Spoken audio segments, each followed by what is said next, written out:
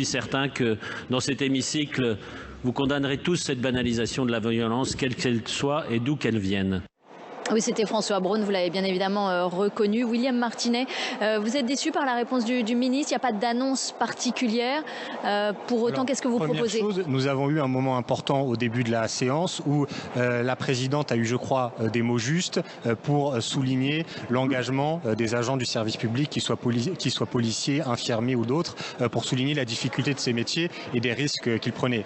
Pour ce qui est des soignants, évidemment que nous sommes déçus. Vous posez la question à un député dont les 2 parents sont infirmiers et ont travaillé pendant des années dans l'hôpital public. La difficulté de ces métiers, je la connais très bien. Et ce qui a été fait ces dernières années, non seulement n'est pas à la hauteur des attentes des soignants, mais surtout n'a pas empêché la spirale, l'effondrement du service public hospitalier et la dégradation des conditions de travail. Alors, les mots, c'est bien, pour mieux protéger ces soignants. Le premier sujet, c'est les conditions de travail en général. Voilà. On ne peut pas prendre le sujet. Avec la sécurité. Non, mais oui, mais on peut pas prendre le sujet uniquement par la question de la sécurité ou de l'insécurité. Parce que là, pour le cas qu'on a évoqué, on a affaire à une personne qui visiblement, même s'il faut qu'on attende l'enquête judiciaire et d'avoir plus d'éléments, mais une personne qui visiblement a des troubles psychiatriques. Donc ça veut dire qu'on ne peut pas aborder ce sujet-là sans parler de la psychiatrie en France, dans l'état déplorable dans lequel elle est, parce qu'elle a été sous-financée, parce qu'elle a été abandonnée. Et là aussi, quand on parle des difficultés de travail des soignants, il faut qu'on parle salaire, il faut qu'on parle organisation du travail